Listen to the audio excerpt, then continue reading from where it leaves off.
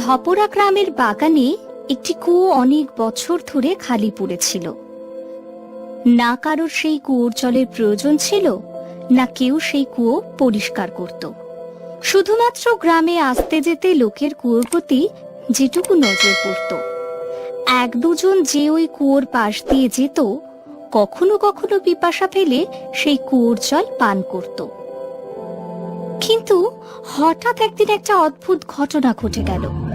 গ্রামের দুজন লোক ওই কুয়োর পাশ দিয়ে যাওয়ার সময় হঠাৎ বুড়বুড় বুড়বুড় আওয়াজ শুনতে পেল। মনে হচ্ছিল কেউ যেন জলের মধ্যে ঘটি ডুবিয়ে আওয়াজ করছিল। আরে রামদিন, বুড়বুড় আওয়াজটা কোথা থেকে আসছে? না আর কোথা থেকে আসবে? আর তো কাউকে দেখতেই পাচ্ছি না এখানে। তাহলে এই জল ভরার বুড়বুড় আওয়াজটা কোথা থেকে? দেখতে হবে। ছাড়ো তো, আমাদের কি? সে কি বলছো দাদা? এটা আমাদের গ্রামের কুয়ো, দেখতে তো হবেই।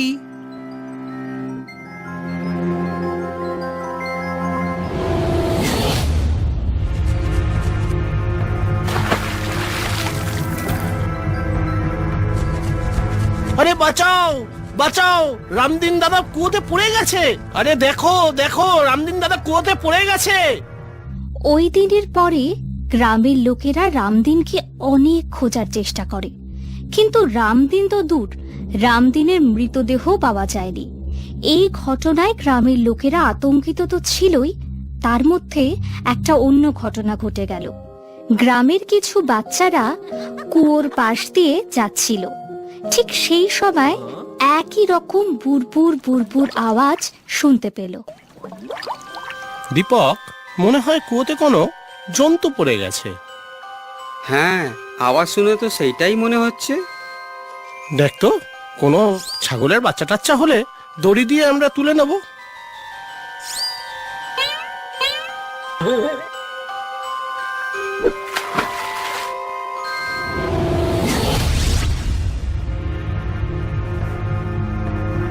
পঙ্কজ, পঙ্কজ, কোথায় তুই? কোথায়? শিশুদের সাথে এই ঘটনা ঘটার ফলে গ্রামে আরো আতঙ্ক বেড়ে গেল। তারা গ্রামে ফিরে ঘটনাটি বলতে লাগলো। কি? হ্যাঁ কাকা, আমরা নিজের চোখে দেখেছি।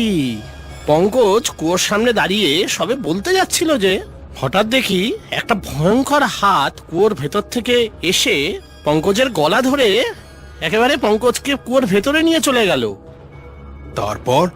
আর কি কাকা, আমরাও দৌড়ে দৌড়ে কুয়োর সামনে গেলাম, কিন্তু ততক্ষণে পঙ্কজকে কুয়োর ভেতরে নিয়ে চলে গেছে। কিন্তু কুয়োতে যে পড়লো, ওর দেহটা তো পাওয়া যাবে, সেটা কোথায়? নিশ্চয়ই ভূত খেয়ে নিয়েছে। যদি ভূত হতো তো আমরাও তো ওখানে ছিলাম, আমাদেরকেও তো টানতে পারতো। তাহলে পঙ্কজের লাশ কোথায় গেল? হ্যাঁ, সেটাই ভেবে মনে হচ্ছে যে ওকে কুয়োর ভূত খেয়ে নিয়েছে। গ্রামের লোকেরা সেই কথা শুনে বিশ্বাস করে নিল ওই কুয়োর মধ্যে সত্যিই কোনো ভূত রয়েছে, যে কিনা তার থাবার মুঠোয় সমস্ত মানুষকে গ্রাস করে ফেলে। তারপরে এই কুয়োতে আর কেউ ফিরে তাকায় না, আর পাশ দিয়ে যাওয়ারও সাহস দেখায় না।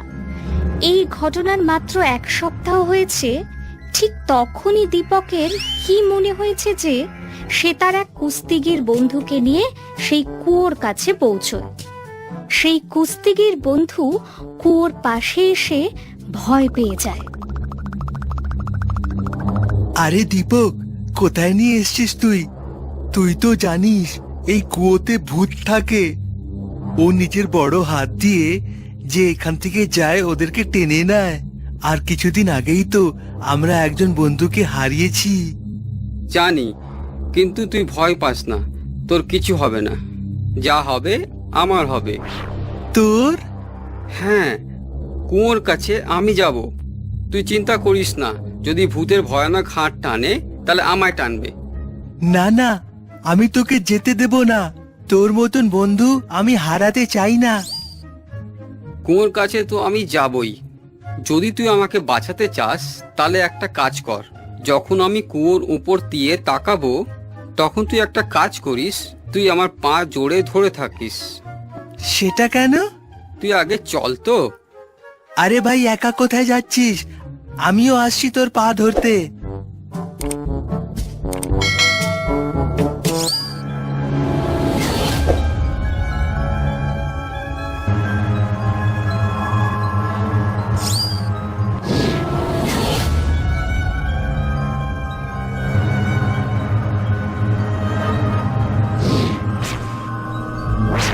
আরে ওটা কি ছিল?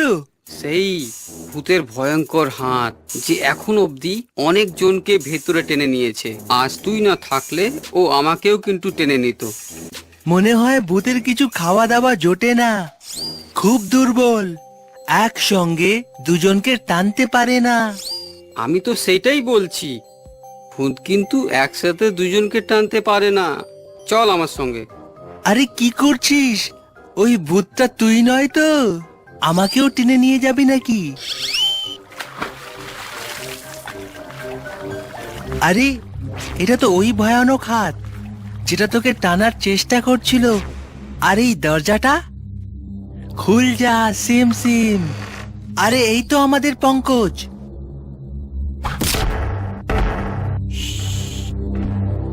ডোন্ট ওয়ারি, এই গ্রামে আমাদের জন্য প্রচুর ভয় ছড়িয়ে পড়েছে। কুয়ো থেকে বেরোনো ভয়ঙ্কর হাত গ্রামের মানুষকে ভেতরে টেনে নেবার ভয়ে আর কারোর এদিকে আসার ক্ষমতা হয় না। আমাদের রাস্তা ক্লিয়ার। ব্যাস 4 দিনের কাজ আর শুধু বাকি। তারপর এই সুড়ঙ্গ পুরো রাজবাড়ি পর্যন্ত পৌঁছে যাবে, আর ওখানে রাখা কোটি কোটি টাকার সম্পত্তি সহজেই আমরা নিয়ে এই কুয়োর রাস্তা ধরে বেরিয়ে চলে যাব। কিন্তু এই কুয়োটাকে কেন বাঁচলেন বস? কেননা আমি জানি এই কুয়ো ছাড়া আর কোনো রাস্তাই ছিল না যে ওই গুপ্তধনের কাছে পৌঁছানোর আর এখান থেকে সহজে বেরিয়ে যাওয়ার। এমনি যদি যেতাম তাহলে যে কেউ জিজ্ঞেস করতো এই সম্পদগুলো কোথার থেকে পেলে আর কোথায় নিয়ে যাচ্ছ। আর ভূতের ভয়ে এখানে কেউ আসবেও না, আর জিজ্ঞেস করার প্রশ্নও ওঠে না। ও, তাহলে কুয়োর ভূতের এই রহস্য। হ্যাঁ, আমাদের গ্রামের পুরনো রাজবাড়ির খাজানাটাকে লুটে নিয়ে যেতে চায়।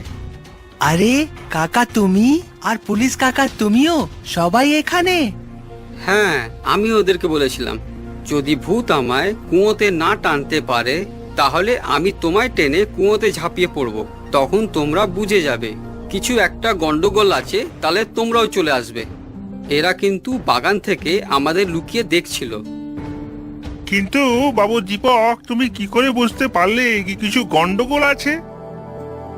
দারোগা দাদা, যখন যখন কুয়োর ভূত কাউকে টেনেছে শুধু একজনকেই টেনেছে। তাহলে কিন্তু একটাই সোজা কথা, ভূতের ক্ষমতা কিন্তু শুধু একজনকেই টানা। যদি ক্ষমতা একটার বেশি থাকতো, একজনের কুয়োতে পড়ার সাথে সাথে ওর বন্ধুর কুয়োর কাছে আসলে ওকে কেন টানতে পারছে না?